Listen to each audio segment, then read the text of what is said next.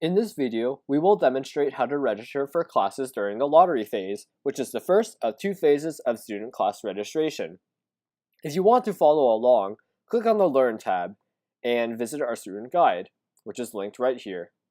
This guide contains most of the instructions you'll need to register for classes, but I'll go over them in this video to clear up any confusion.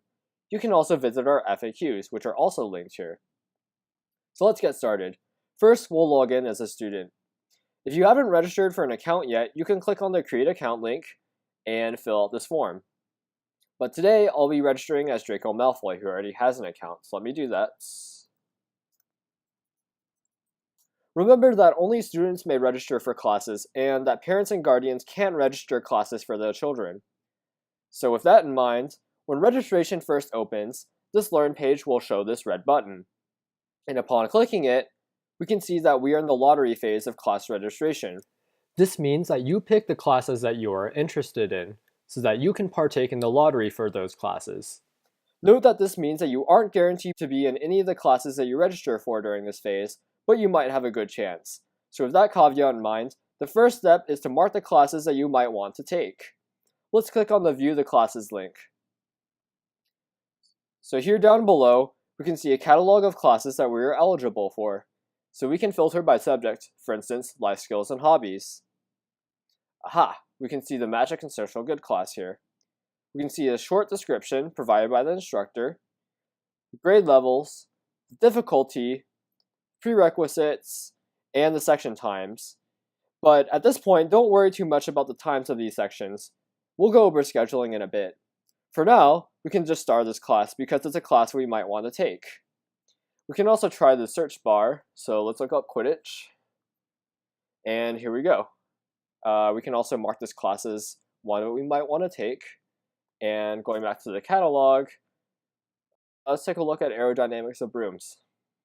So let's save and continue. Now we can move on to the second step, in which we construct a tentative schedule.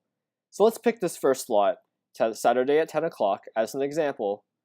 On this page, we can see that our starred classes that have sections at this time show up on the bottom. We can also uncheck the Show Only Starred Classes and display classes that we didn't star, though in this case, we don't have any unstarred classes during this time period. So then we can just choose our top 3 classes to take during this time period, although in this case we only have one, so we can just choose this one as our top priority. Save and continue. Now in this next slot, it's Sunday at 10 a.m. We don't have any starred classes, so we don't see any classes at the bottom of the page. But no worries though, we can uncheck this box that shows only starred classes, and we can see some unstarred classes. In this case, we have the Study of Ancient Runes.